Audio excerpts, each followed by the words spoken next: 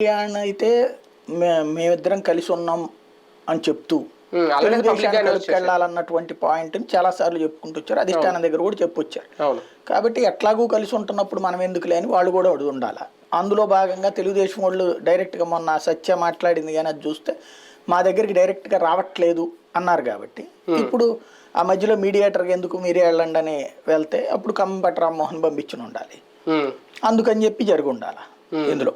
అంటే ఆల్రెడీ ముందు నుంచి ఎన్డీఏలో ఉన్నారు కాబట్టి టీడీపీతో పోలిస్తే పవన్ కళ్యాణ్ లేదా జనసేన ఆయన ఏమన్నా కన్విన్స్ చేస్తుందా భారతీయ జనతా పార్టీ నువ్వు ఇన్ని సీట్లకు సర్దుకొని ముందు బాబు గారు మాట్లాడి వచ్చిన తర్వాత? అంత సీన్ ఏం లేదు. ఈయన వాళ్ళని కన్విన్స్ చేయాలి మీరు దీంతో సర్దుకోండి అంటే ఈయన చెప్పాల్సింది చెప్పేసి వచ్చేసారు. తర్వాత పవన్ కళ్యాణ్ గారిని పిలిచారు కదా, ఇద్దరిని ఒకేసారి కూర్చోబెట్టి మాట్లాడితే వేరే రకంగా ఉండదేమో.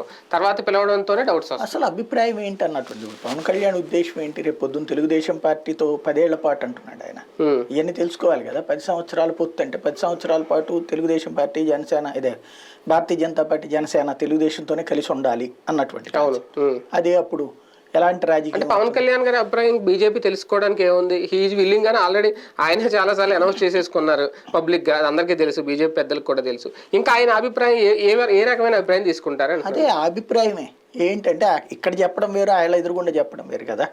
మన ఎదురుగుండా చెప్పేది వాళ్ళు ధృవీకరించుకుంటారు. ధృవీకరించుకున్నప్పుడు అప్పుడు వాళ్ళు ఆలోచించుకోవాలి long standing Potta short Potta అన్నటువంటిది. దానికోసం జరుగుతుంది. సీట్ల పంపకాల విషయంలో కూడా భారతీయ జనతా పార్టీ